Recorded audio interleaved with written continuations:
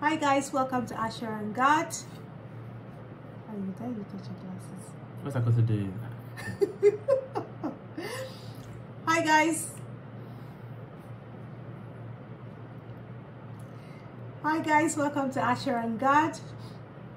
Between that, I'll be I want you to do that. Just do it now. do your thing. I'll be distracted. What's that got to do with that? Doing it, yeah.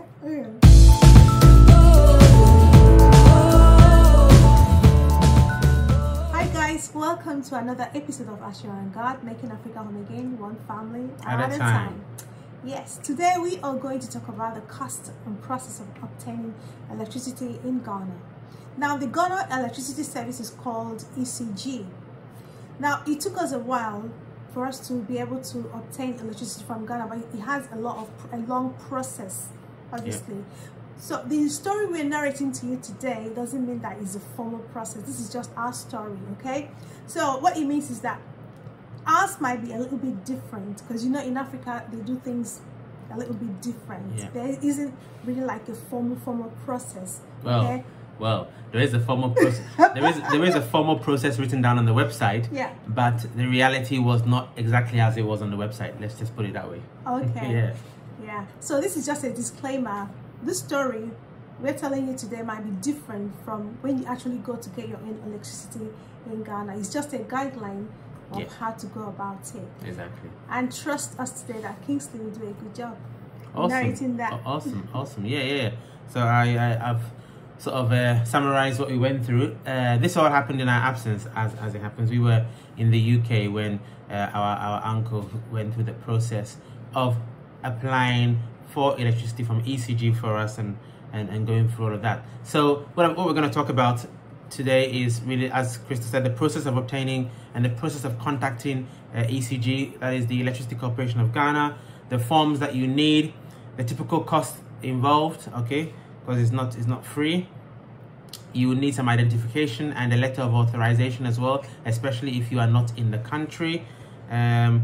We will tell you what to look out for during the actual installation when you get to it, the process, what to look out for, who does what, because your electrician on site has to do something, the ECG installer has to do something as well, and there's an interface there which is necessary to understand as well. And finally we will talk about the different types of meters that are available and how you pay for your electricity, because there are some options there. Yeah. So the first thing is the process of contacting ECG, okay?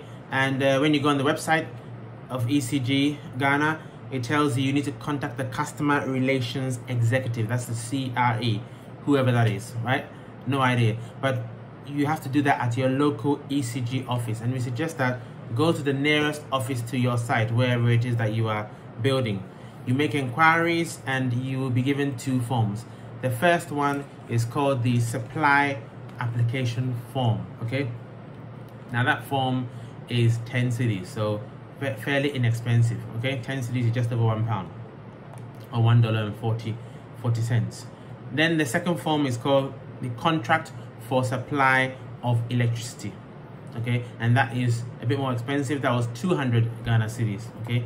Now you have to note that the cost of the second form, it varies depending on the type of service you want, okay? Some people need only single phase, some people need 3-phase and 3-wire, some people need 3-phase and 4-wire, okay? Now because what's 3-phase and 4-wire? Good question. 3-phase and 4-wire means 3-phase and the neutral. So the neutral is the 4th wire, basically. Yes. And in our house, we wanted 3-phase 4-wire, which was the most expensive option, which is why the form is 200 Ghana cedis. Okay. Now, then on top of that, you've got what they call an ECG service charge. I think they call it straight service. Okay. And again, that also varies depending on the actual service you want, and depending on a number of factors. There's a table coming up on your screen that I've put together to make it easy to understand. Okay, if you want a single phase service, the charge is 400 cedis. If you want a 3-phase service, the charge is 700 cedis. But it depends on where you're building. You know, depending on your site. On some sites, you've got the electricity pole close to your house. But depending on where you're building, the electricity pole, if it's a developing area, for example, the electricity pole could be some distance away. and therefore you have to extend the electricity, extend the poles to get close to your house before they cable to your house. Right. So you have to pay for that extension if you are in that situation. Right. If you are going for a single phase service, the charge for a 1-pole extension is 2,400 Ghana cedis. The charge for a 3-phase 1-pole extension is 4,000 Ghana cedis, as you can see on the table on your screen. If you have to extend by 2 poles, single phase service extension is 4,200 Ghana cedis. 3-phase extension of 2 poles is 7,000 Ghana cedis. Now, somebody will ask, well, what about if I have to extend by 5, 10, 20 poles? How much does that cost me? No idea, no chuffing idea. You have to ask ECG directly for that. This information has come directly from their website, so that's all that I know in that regard. Fortunately for us, in our house, we have a electricity pole at the front and the back. Yeah, so we could connect either way, and we chose to do it at the back. So we were very fortunate in that sense. So I mean, when you're going to buy land, all these, you can take all these into consideration. One, is it a service land? Do you have water coming there? Do you have electricity? Do you have fiber coming in there?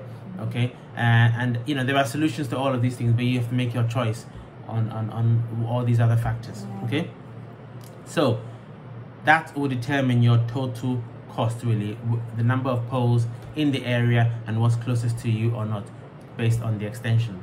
Right, then you have to submit your ID, and that's typically, you know, passport, a copy of your passport.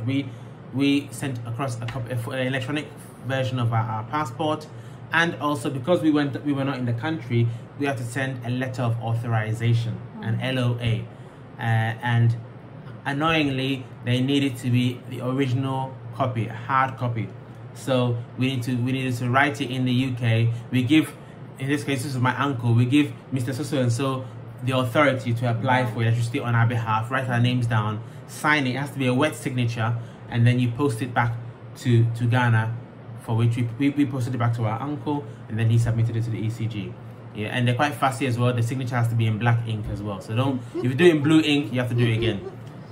Again, because we had time constraints, we decided to post it by DHL, so that cost about £40 to do so. Okay, if you have lots of time, don't worry, you can do it in a slow post, no issues whatsoever. Although I have heard a few letters go missing in the post sometimes. So at least, you don't want to try that. At least DHL has an insurance with it. Yes, it does. You know. Yeah.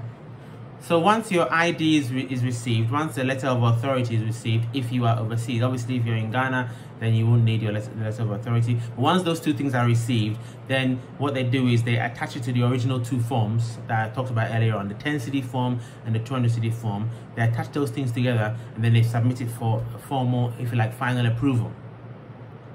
Now, this is one tip. If you are attending ECG, please, if you don't know anybody on the inside, as it is in Ghana, then don't book anything else for that day, okay?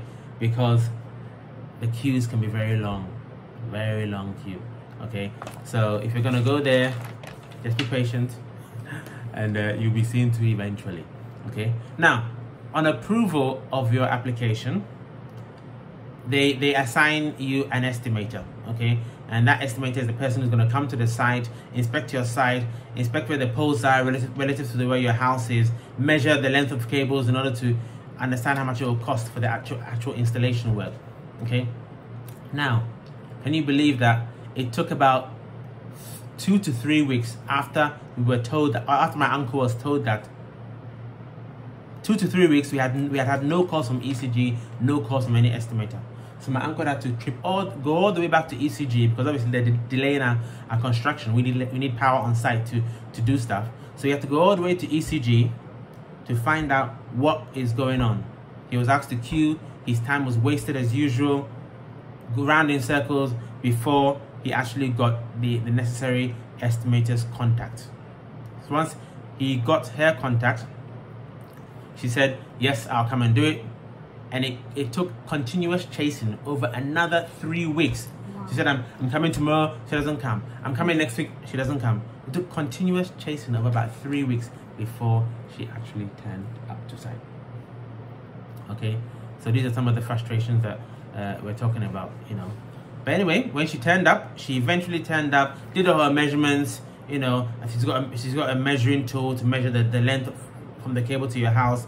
Did all that, understood all the environment. Then on her way, she said, "Oh, master, you know, the petrol has run out in my car." The petrol has run out in my car. So my uncle had to give her 150 Ghana cedis, you know, unofficial payment. But hey, you know, your plans will be frustrated if you don't do so. It was, sadly, you know, you get it eventually, but you know, she'll drag it. These are the kind of things that freak me out about Africa in general. I mean, why do you have to get paid for doing your job? Yes. Don't you feel even silly asking somebody to pay for your petrol? Exactly. I mean, don't you feel very low doing that? No, I don't get it. It appears to be somewhat embedded in the culture. It's not right. In some parts. These things have to be raised. Yeah. Seriously, it doesn't give a good impression. It's just not right. Yeah, it isn't. It isn't. It's really annoying. So then, after she got her petrol money. Again, we have to wait another 3 weeks after that, approximately. No news. What's happening? Where's our electricity supply? She wasn't picking her calls. No text message responses. Nothing. After paying for her fuel. After paying for her fuel. Very annoying. So then my uncle had to trek back again to the ECG office. This time he obviously was a bit livid, so he asked to speak to the ECG manager himself.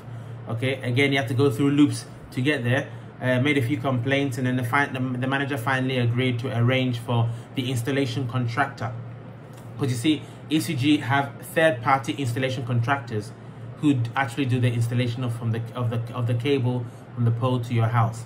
Okay, they're not necessarily direct employees of ECG, but they have the installation contractors. So we finally got hold of the contractor. He was available to do the work, and then we got to the next hurdle. It's always a hurdle which needs a bit of cash to get over. Okay, so the next hurdle was the meter was available, but unfortunately the SIM card was not. Okay, there's a SIM card in the meter that communicates with the ECG server, so you can get billed or pay for it via the app. This contractor installs the cable to your house, as well as the meter, and as well as the breaker that also goes in on your house. But there's one tip here, guys. Before the ECG contractor comes to the site, you need to make sure that your own electrician installs what we call the meter board. He installs the meter board. There's a picture coming up on your screen right now. The meter board, which is that block of wood. He needs to install the meter board, and needs to install the cables from the meter board to your temporary sockets or your distribution board. Now, that depends on what phase you are at. When we went for electricity, our building wasn't ready. The electrical room was not ready yet, but we needed power on site to operate certain machines. So therefore, the electrician installed some temporary sockets on the wall and wired those sockets out through the meter board, with the intention that when ECG come and put their power, we would have temporary power on site to use before the electrical room is actually ready and fitted out. So, coming back to the contractor, he says, "Oh, you know what? There's no SIM card available. It normally costs 2 cedis. By all means, you can pay 2 cedis, but then there's a long queue, probably about 3 or 4 months. Obviously, 3 or 4 months is a long time. We couldn't really wait that long time." And he says, "Oh yes, even though it's 2 cedis and it's that time, but you know what? I've got some contacts here and there. You know, I can get it through the back door for you, but that's going to cost you 200 Ghana cedis." Okay. Now, we want our building to go up quickly. We're on the move. We don't really want to wait 3 or 4 months. So again, we have to fork out 200 Ghana cedis, about £25, okay, or $37, in order to get our SIM card, if you like, through the back door. Okay, we didn't create the system, so don't shoot the messenger. Unfortunately, that's what we came to meet.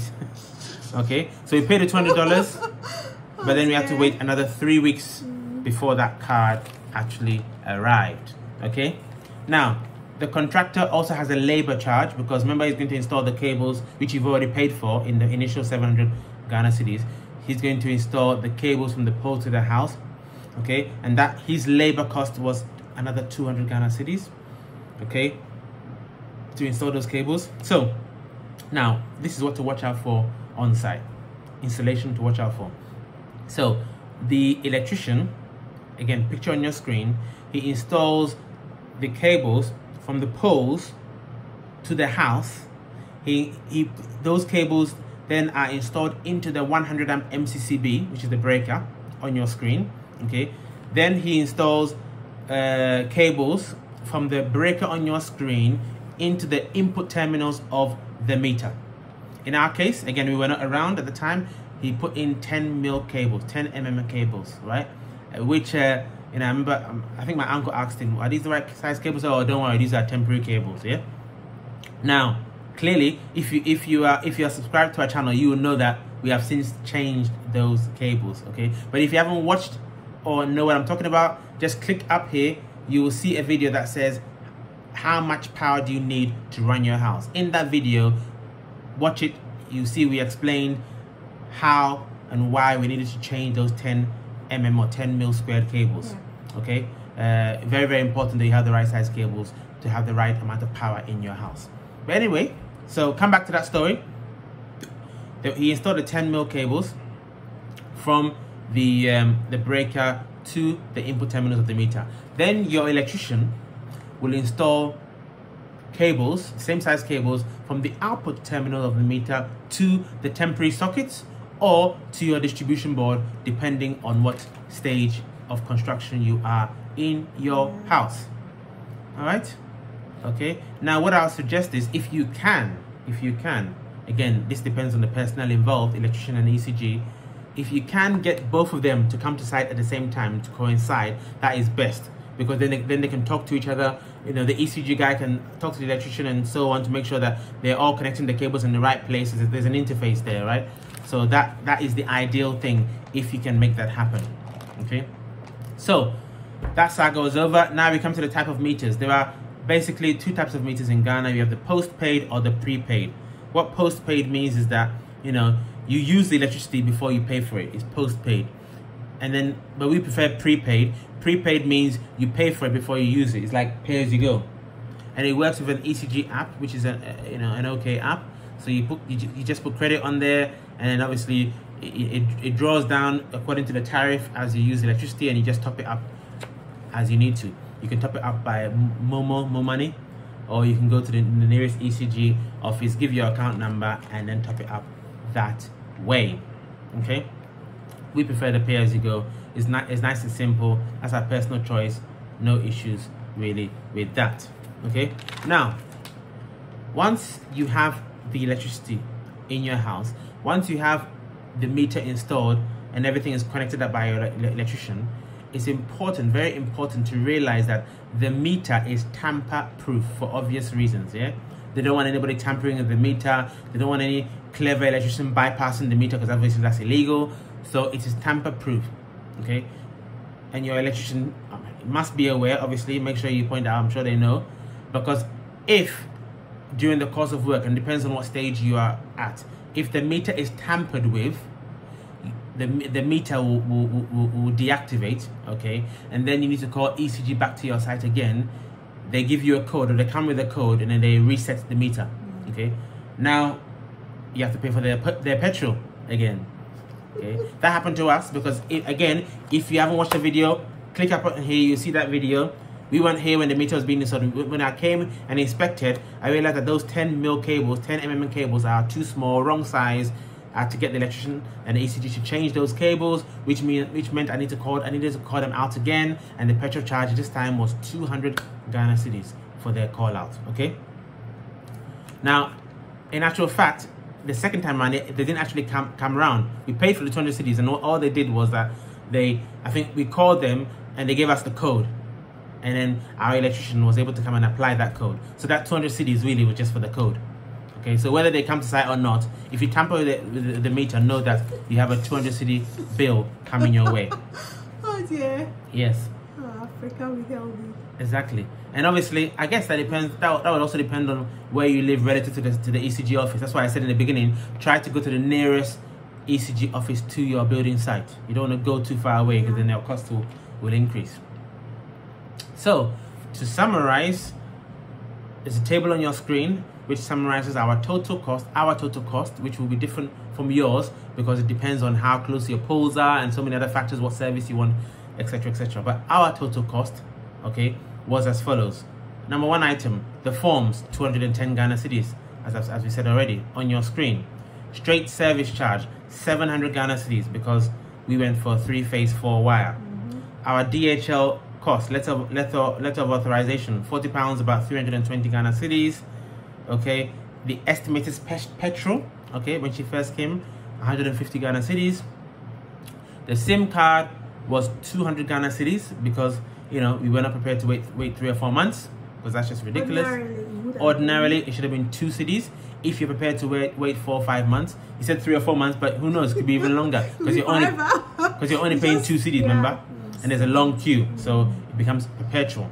Anyway, then the contractors labor was also 200 Ghana cedis, okay, which gives you a grand total of 1,780 Ghana cedis, which is £223 and approximately 312 US dollars. Okay, this is for a 3-phase 4-wire 100 amp rated supply to your house.